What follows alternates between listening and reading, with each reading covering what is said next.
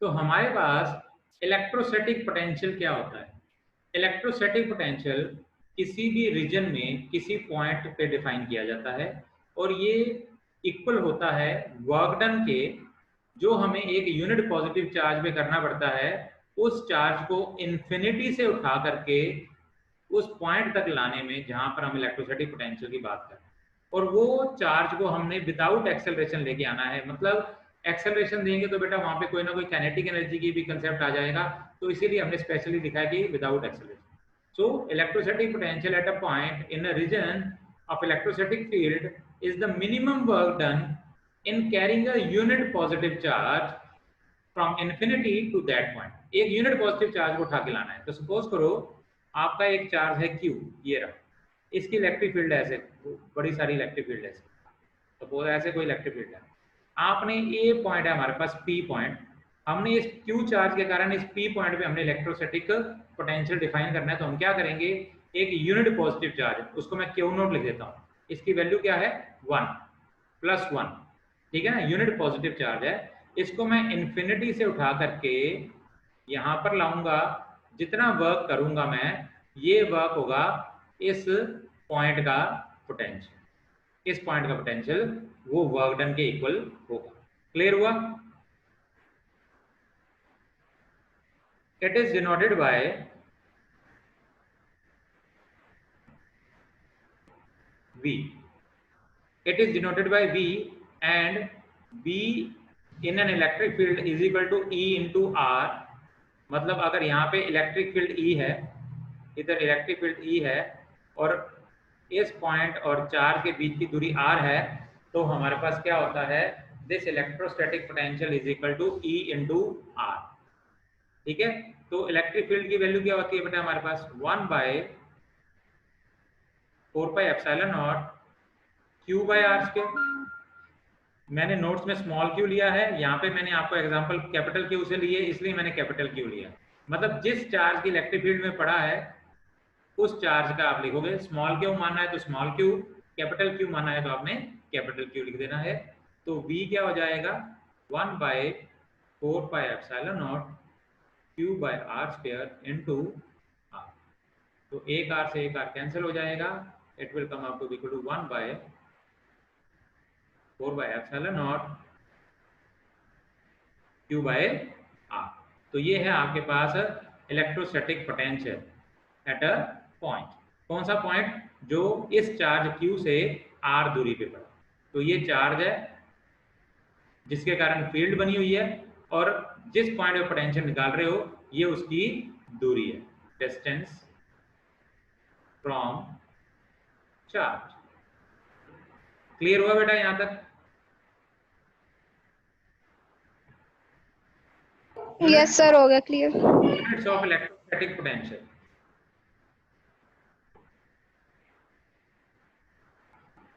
Electrostatic potential के units क्या होते हैं? तो इलेक्ट्रोस्टैटिक पोटेंशियल है क्या एक्चुअल में? एक और इसका फॉर्मूला होता है, ये क्या बोलता है, डेफिनेशन क्या कह रही थी, ये है work done in carrying a unit positive charge. तो इसको work done per unit charge भी कह दिया जाता है बेटा। Potential at a point is work done upon charge. तो वर्क के यूनिट होते हैं जूल्स और चार्ज के होते हैं कूलम, तो इसको जूल्स पर कूलम भी कह सकते हो, ठीक है ना। Its units are joules per coulomb. Joules equivalent होता है न्यूटन मीटर के, तो न्यूटन मीटर पर कूलम भी होते हैं। एसआई यूनिट होते हैं इसके वोल्ट। ये दोनों यूनिट्स भी हो सकते हैं, दिस यूनिट और दिस, लेकिन एसआई यूनिट जो है हमारे पास, वो हमारे पास इसके एसआई यूनिट है बेटा वोल्ट। तो इलेक्ट्रोस्टैटिक पोटेंशियल के एसआई यूनिट हैं वोल्ट। क्लियर यहां तक? पोटेंशियल पता लग गया। पोटेंशियल एक पॉइंट का है, मतलब ये देखो, ये रहा हमारा Q चार्ज, इसकी इलेक्ट्रिक फील्ड है ये रही, इधर कोई भी पॉइंट P है, यहाँ पे पोटेंशियल कितना है, यूनिट पॉजिटिव चार्ज को इन्फिनिटी से उठाकर ले यहाँ पर लाओ, जितना काम करोगे वो वहाँ उस पॉइंट का पोटेंशियल। एक होती है इलेक्ट्रोस्टैटिक पोटेंशियल एनर्जी। अब पोटेंशियल के साथ पोटेंशियल एनर्जी की बात भी आ जाती है।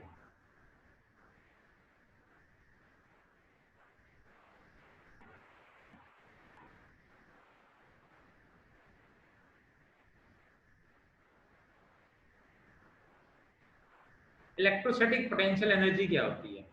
अगर हमने पहले कौन सा चार्ज उठा के लेके आए थे बेटा? Unit positive.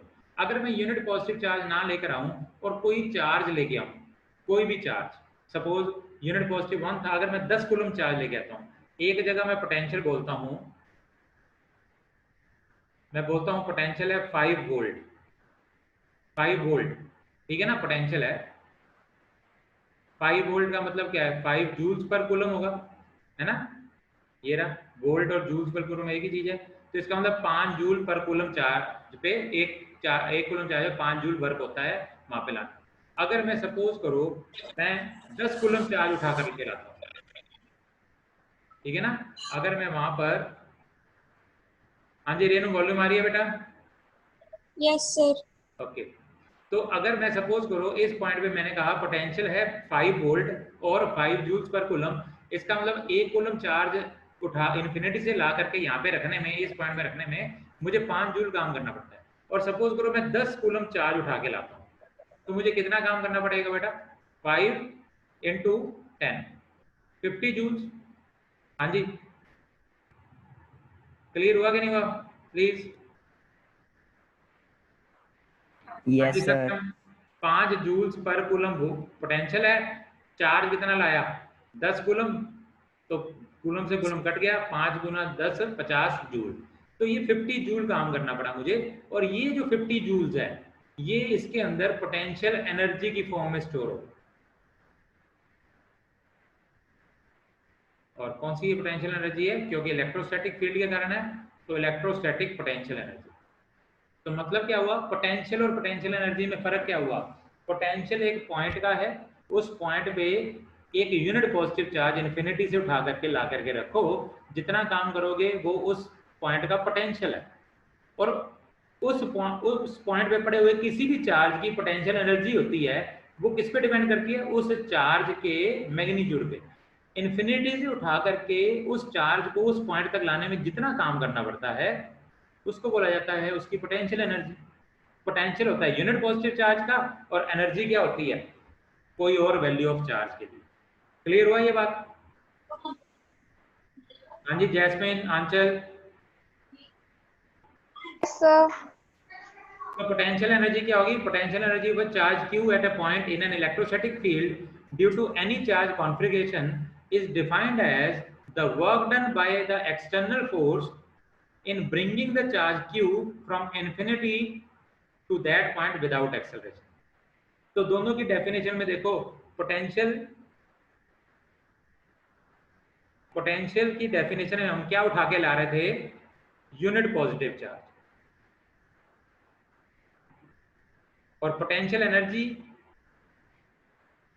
के केस में हम कोई भी चार्ज q उठा के ला रहे हैं, समझ गए ना?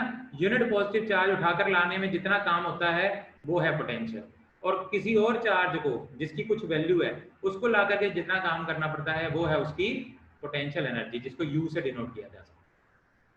ठीक है जी। अब अगर हमारे पास एक इलेक्ट्रोस्टैटिक फील्ड में, सपोज करो ये रहा मेरा +q चार्ज यहाँ पड़ा है, इधर एक पॉइंट है हमारा B और इधर पॉइंट है A, तो अभी इन दोनों के बीच में हमारे पास पोटेंशियल एनर्जी का डिफरेंस होता है, जिसको बोला जाता है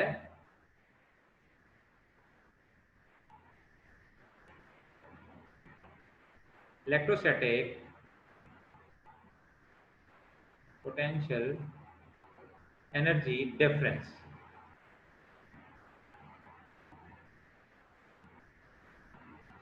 ये डिफरेंस क्या होता है? इन्फिनिटी से उठा करके एक चार्ज को मैं ए पे लाया, मुझे कुछ काम करना पड़ा, है ना, डब्ल्यू ए। इन्फिनिटी से दूसरे चार्ज को, उसी चार्ज को उठा करके मैं बी पे लाया, मुझे कुछ और काम करना पड़ा, डब्ल्यू बी। तो अल्टीमेटली मुझे ए तक दूर लाया, तो मैं क्या होगा कि मेरे पास potential at A will be more than potential at B. तो मेरे को जितना, जैसे सपोज करो मैं ग्रेविटेशनल पोटेंशियल एनर्जी की बात करता हूँ, ये देखो मेरे को पेन को नीचे से उठाकर यहाँ पे लाना पड़ा, कुछ काम किया मैंने। अब मैंने इससे इसी पेन को मैं और ऊपर लाऊंगा तो मेरे को ज्यादा काम करना पड़ेगा। तो इस पोजीशन और इस पोजीशन में क्या है? एनर्जी का डिफरेंस। ऐसे ही इलेक्ट्रोस्टैटिक पोटेंशियल एनर्जी दो पॉइंट पे अलग अलग होती है और दोनों के बीच का difference electrostatic potential energy difference कहलाता है। तो electrostatic potential energy difference between 2 points B and A is the minimum work required to be done by any external force in moving the charge Q from point A to B। A से B का फर्क क्या है? तो A से B उठा के लेके जाने में मुझे किसी भी चार्ज को जितना काम करना पड़ता है उसको मैं बोलता हूँ difference between electrostatic potential energy delta U। और ये इसके इक्वल होता है एनर्जी कितनी B पे है माइनस कितनी A पे। तो A से B लेके जाने में मुझे क्या होगा, A से B लेके जाऊंगा तो B पे फाइनल एनर्जी है, A पे इनिशियल है। तो इनिशियल A पे है, B पे फाइनल, तो फाइनल माइनस इनिशियल इतना मेरे को काम करना पड़ेगा। इसको बोला जाता है WAB, A से B लेके जाना, ठीक है ना। जहां पर UB जो है वो है potential energy at point B और A है पोटेंशियल एनर्जी एट मैं पॉइंट लात मारांगी तेरे। ए, एट पॉइंट ए। क्लियर हो गया। तो इलेक्ट्रोस्टैटिक पोटेंशियल एक पॉइंट का है, एनर्जी भी एक पॉइंट की है।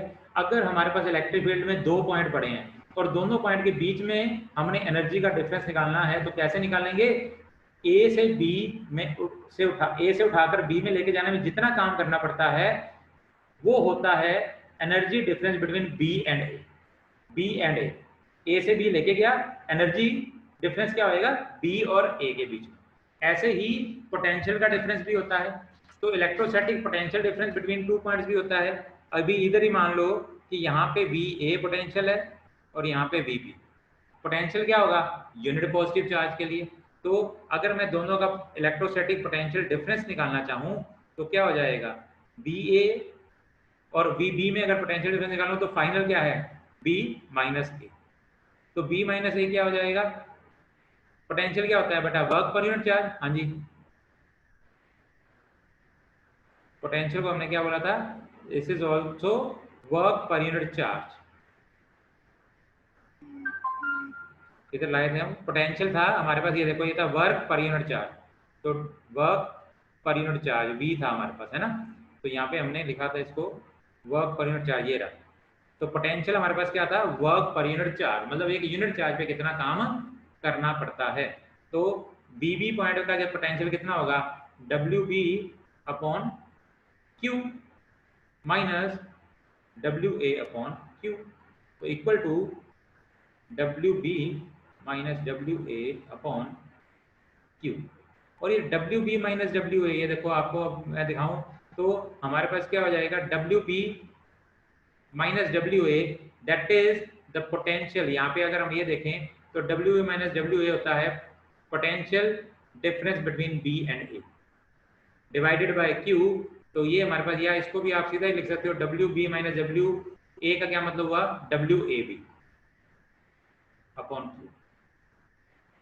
मतलब work done in taking the charge from A to B. कौन सा चार्ज? Unit positive charge. अगर वो यूनिट पॉजिटिव नहीं है तो वो पोटेंशियल एनर्जी बन जाएगी, पोटेंशियल एनर्जी का डिफरेंस। अगर ये Q को ले जाकर के इधर मल्टीप्लाई कर दोगे तो वो डेल्टा U बन जाएगा। और अगर WAB को Q से डिवाइड कर दोगे, मतलब कोई भी यूनिट पॉजिटिव चार्ज को उठा करके एक पॉइंट से दूसरे पॉइंट पे लेके जाने में जितना काम करना पड़ता है वो है उसका potential difference between those two points. हाँ जी, क्लियर है यहाँ तक कंसेप्ट बेटा पोटेंशियल और पोटेंशियल एनर्जी का? Yes sir. पोटेंशियल और पोटेंशियल एनर्जी हमारे पास हो गया। तो पोटेंशियल डिफरेंस जो होता है, potential difference is defined as or is also defined as work done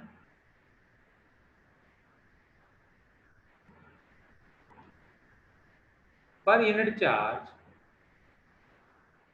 and it is independent of the path। ये भी ध्यान रखना है।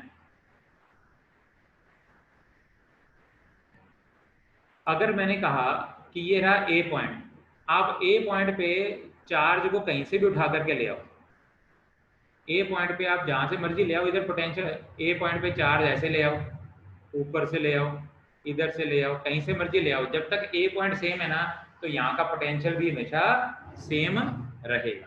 ठीक है जी। तो पोटेंशियल किस पे डिपेंड करता है? पोटेंशियल डिपेंड करता है पॉइंट पे, तो इसको बोलते हैं पॉइंट फंक्शन। तो वो पॉइंट पे डिपेंड करता है, पाथ पे नहीं डिपेंड करता। जो सी मर्जी रास्ते से आओ, अगर ए पॉइंट वहीं पे है हमेशा, तो पोटेंशियल हमेशा उसका सेम रहेगा, पाथ जो मर्जी आप ले आओ। ठीक है। तो पोटेंशियल डिफरेंस 1 वोल्ट कब होता है?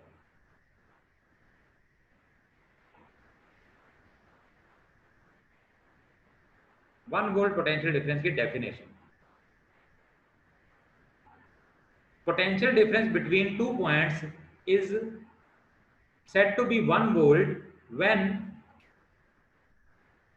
1 joule of work is done in moving a positive charge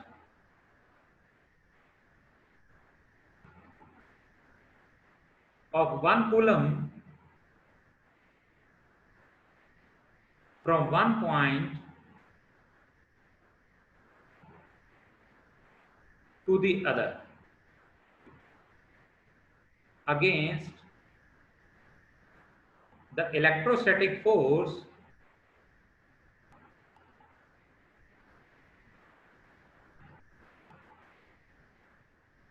of the field without any acceleration।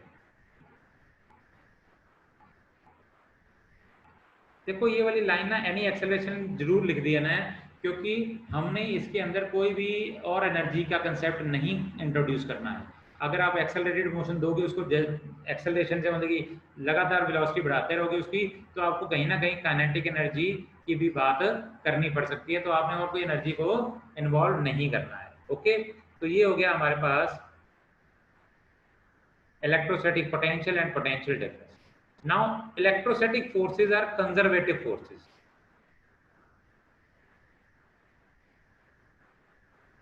Electrostatic forces are conservative forces. Now we have to show that electrostatic forces are conservative forces. देखो बेटा, conservative forces वो forces होती हैं जिनके against किया गया काम points पे डिपेंड करता है, पाथ पे डिपेंड नहीं करता।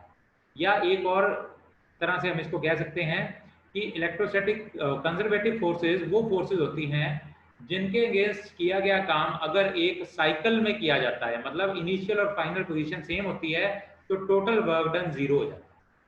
तो ये दो कंडीशंस हम कह सकते हैं इनकी, एक तो हमारा वर्क जो है वो पॉइंट पे डिपेंड करेगा, पाथ पे नहीं करेगा, या फिर हम कह सकते हैं अगर क्लोज्ड पाथ कवर करेगा बॉडी या ऑब्जेक्ट हमारा क्लोज्ड पाथ कवर करेगा, द वर्क डन अगेंस्ट या by these forces will be 0। Close path में इसका वर्क जो होगा वो 0 होगा। तो अब हमने शो करना है कि ये कंजर्वेटिव फोर्सेस जो हैं वो, सॉरी, इलेक्ट्रोस्टैटिक फोर्सेस जो हैं वो कंजर्वेटिव हैं। तो हम क्या करेंगे, हम वर्क डन ले लेंगे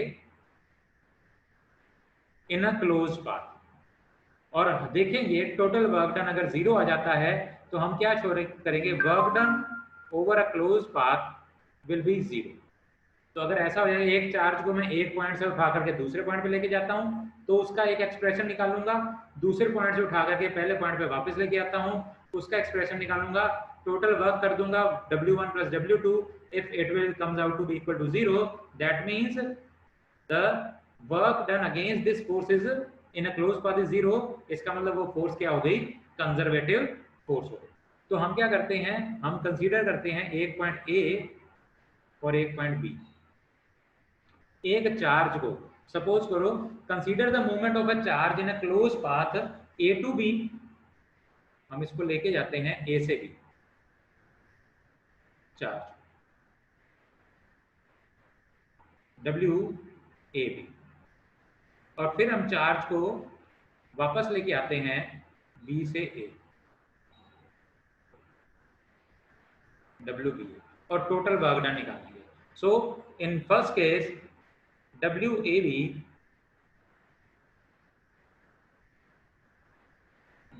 वर्क डन है बेटा, work done per unit charge. अगर मैंने Q नोट चार्ज लेके गया हूं तो वो किससे इक्वल था? That is equal to the potential difference between the 2 points.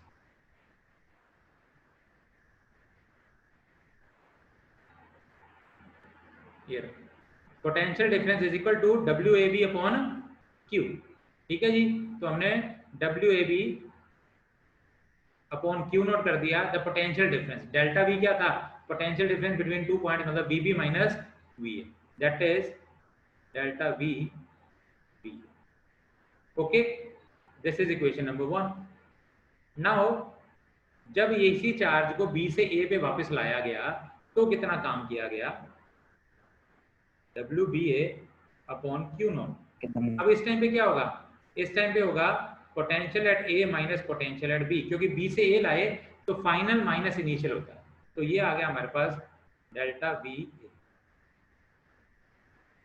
तो अगर मैं अब टोटल वर्क डन निकालना चाहूं तो एडिंग इक्वेशन 1 एंड 2,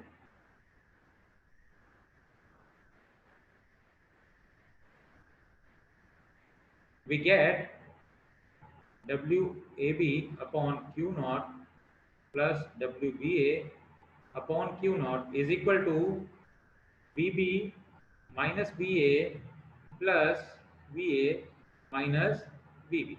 तो VB से VB कैंसिल आउट हो गया, VA से VA कैंसिल आउट हो गया। अगर मैं Q नोट एलसीएम लेके Q नोट उधर लेके जाऊंगा तो ये राइट साइड तो 0 है, तो वो मल्टीप्लाई बाय 0 0 हो गया। तो हमारे पास क्या आ गया? WAB इज इक्वल टू या WAB प्लस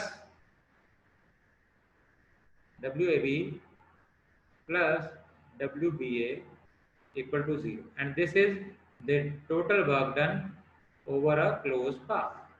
तो हमने चार्ज को एक क्लोज पाथ में घुमाया और कितना काम हुआ? हमने जितना काम किया था उतना ही हमें वापस मिल गया, मतलब total work done over the close cycle is 0। That means ये वर्क आपने किसके अगेंस्ट किया था? आपने इलेक्ट्रोस्टैटिक फोर्स के अगेंस्ट किया था। That means electrostatic forces are conservative in nature. तो इलेक्ट्रोस्टैटिक फोर्सेस हमारी कंजर्वेटिव होती है नेचर में। हाँ जी, any doubt still now? Jasmine, Aanchal, Renu? Yes, sir. Saksham, any doubts? No, sir. Renu, आंचल?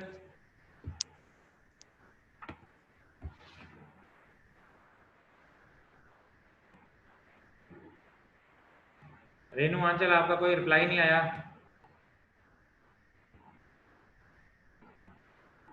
Yes, sir. हो गया clear. Okay. Now electrostatic potential due to a point charge। अभी तक हमने इलेक्ट्रोस्टैटिक पोटेंशियल और पोटेंशियल एनर्जी के बारे में पढ़ लिया, बेसिक कंसेप्ट की पोटेंशियल क्या होता है और पोटेंशियल एनर्जी क्या होती है। ठीक है, फिर हमने देखा electrostatic forces are conservative in nature. अब हम एक पॉइंट चार्ज के कारण किसी भी पॉइंट का पे पोटेंशियल निकालेंगे। तो अभी हम एक पॉइंट ले लेते हैं, सपोज ये रहा हमारा पॉइंट O और इधर प्लस Q चार्ज पड़ा है।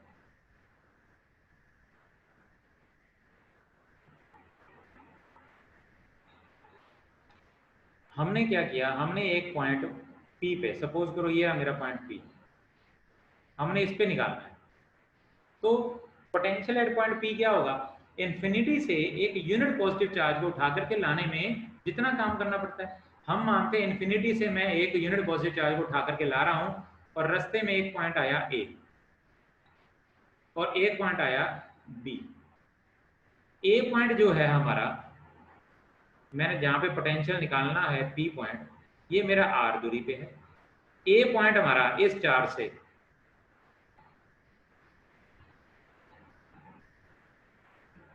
x दूरी पे है और A और B के बीच की दूरी है dx। क्लियर हो गया? हमने निकालना कहाँ है? हमने पोटेंशियल निकालना है एट पॉइंट P। इस पॉइंट पे पोटेंशियल निकालना है। इन्फिनिटी से एक यूनिट पॉजिटिव चार्ज को उठा करके पी पॉइंट तक लाने में जितना काम करना पड़ेगा वो हमारा पोटेंशियल होगा एट पॉइंट पी।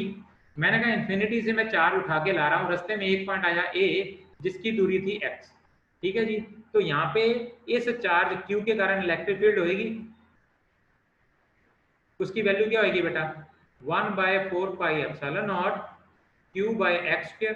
बताओ जी, और इसकी डायरेक्शन क्या होगी अलोंग ओ ए, क्योंकि ये भी पॉजिटिव है और ये भी पॉजिटिव है तो ये इधर को धक्का मारेगी। बताओ जी, क्लियर है यहां तक? हाँ जी। Yes, sir. Now amount Yes, sir. Of work done in bringing the charge या unit positive charge from A to B. अब मैं ए पे मैंने देखा कि इस चार्ज पे ये प्लस क्यू चार्ज बाहर की ओर धक्का लगा रहा है, लेकिन हमें क्या करना है, हमें तो चार्ज को पी तक उठा के लाना है। तो हमने ए से बी चार्ज लेके आए तो हमने इस ई के अगेंस्ट काम कर दिया इधर, ठीक है। तो कितना वर्क करना पड़ा, छोटा सा वर्क डन, कितना हो गया ई डॉट डी एक्स। बताओ जी,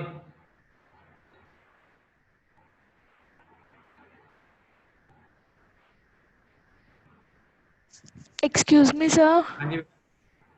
sir E dot D X ये सर बता दो एक बार। देखो मैं ना एक यूनिट पॉजिटिव चार्ज को इन्फिनिटी से यहाँ पे लेके आ रहा हूँ पी की तरफ, रास्ते में कोई भी पॉइंट मैंने मान लिया ए जो हमारे plus Q charge electric field इसके कारण बनी हुई है, इस चार्ज के कारण। तो ए पॉइंट इस चार्ज से एक्स दूरी पे है तो वहां पे इलेक्ट्रिक फील्ड क्या होगी 1/4πε0 q/x²। यही वैल्यू थी इलेक्ट्रिक फील्ड की। इलेक्ट्रिक फील्ड क्या होती है, इलेक्ट्रिक फील्ड होती है फोर्स पर यूनिट चार्ज, है ना, यही होती थी। तो यहाँ पे यस सर। यहाँ पे इलेक्ट्रिक फील्ड है, ये पॉजिटिव है, मैं उठाकर भी पॉजिटिव चार्ज ला रहा हूँ तो ये वाली फील्ड इसको बाहर की ओर धक्का मारेगी, मतलब ई बाहर की ओर है, एक्चुअल में ई फोर्स ही होती है, तो इसको बाहर की ओर फोर्स लग रही है। अब मैंने ए से बी उठा करके लाया, मैं छोटा सा डिस्टेंस मैंने ले लिया, तो क्या करूंगा मैं फिजिक्स में क्या करता हूँ बेटा, छोटा सा कोई चीज निकाल लेता हूँ और उसको इंटीग्रेट कर देता हूँ विद इन द लिमिट्स। तो मैंने छोटा सा वर्क निकालूंगा ये इतने ऐसा मूव करने के लिए, फिर मैं टोटल क्या करूंगा इन्फिनिटी दूरी से आर दूरी तक उठा के लाने में कितना वर्क करना पड़ता है और वो मेरा पोटेंशियल आ जाएगा जो मेरी डेफिनेशन कहती है। तो मैंने कितना काम किया, इलेक्ट्रिक फील्ड ई और कितना मूव कराया उसको डिस्प्लेसमेंट डी एक्स। तो ये फोर्स ही है, इलेक्ट्रिक फील्ड है क्या, एक्चुअल में तो फोर्स ही है यहाँ पे, क्योंकि यूनिट चार्ज है तो लेके आ रहा हूँ मैं। तो यूनिट चार्ज पे इलेक्ट्रिक फील्ड कौन सी होती है, उसके ऊपर लगी हुई फोर्स ही तो होती है। तो electric field E dot D x मैंने वर्क करना पड़ेगा मुझे इस चार्ज को ए से बी लाने में। हाँ जी सक्षम, क्लियर हो रहा है बात बेटा? सक्षम अनुनव? Yes sir. इतना सा यस वर्क सर। करना। अब ये देखो, मुझे ये बताओ ई और डी एक्स में एंगल कितना है, क्योंकि डॉट प्रोडक्ट है ना, तो E D X cos of theta आ जाएगा। एंगल बताओ कितना है ई और डी एक्स में, जल्दी से बताओ। 180 डिग्री। 180 डिग्री। 180 डिग्री, बिल्कुल सही है, क्योंकि ई इस तरफ है और डी एक्स इस तरफ है, तो 180 डिग्री एंगल है, तो ये माइनस हो जाएगा, तो it will comes out to be equal to minus E D x. मुझे ए से बी उठा करके लाने में चार्ज को इतना काम करना पड़ा, और मैंने चार्ज को उठा के कहां से लाना है, इन्फिनिटी, और कहां तक रखना है, आर दूरी तक। तो मैं इस वर्क डन को इंटीग्रेट कर देता हूं विद इन द लिमिट्स, कहां पे, इन्फिनिटी से आर ला। तो टोटल वर्क डन क्या आ जाएगा, minus E D x infinity to R. तो मेरे को वर्क क्या आ गया मेरे पास, इंटीग्रल करना है मैंने, किसका इंटीग्रल करना है, ई का, ई डी एक्स। ई की वैल्यू कितनी थी, ये रही, तो 1/4πε0 q by d x, sorry q by R x square into d x, और ये माइनस कहां से, इन्फिनिटी से आर, ये लिमिट्स है मेरी। तो 1/4πε0 q तो बाहर ही आ गया माइनस का। 1/x² का इंटीग्रेशन बताओ जी कितना होता है, 1/x² का इंटीग्रेशन बता सकता है कोई जना? 1/x² को मैं क्या लिख सकता हूं, x की पावर -2 dx है ना, इधर dx लगा हुआ था। तो x की पावर -2, x की पावर n का इंटीग्रेशन क्या होता था बेटा? x की पावर माइनस हाँ जी n, x की power n+1 divided by n+1। बिल्कुल, x की power n+1 divided by n+1। तो ये क्या हो जाएगा? ये -1 हो जाएगा और ये पावर -1 हो जाएगी, तो ये आंसर आ जाएगा -1/x। ठीक है जी, तो इधर आ जाएगा -1/x इन्फिनिटी टू r। तो ये माइनस माइनस बाहर जाके पॉजिटिव हो जाएगा, अंदर क्या रह जाएगा? q/4πε0 upper limit 1/r minus lower limit 1/∞। 1/∞ 0 हो गई, तो टोटल वर्क क्या हो गया? q/4πε0 × r। तो हमारे पास वैल्यू क्या आ गई?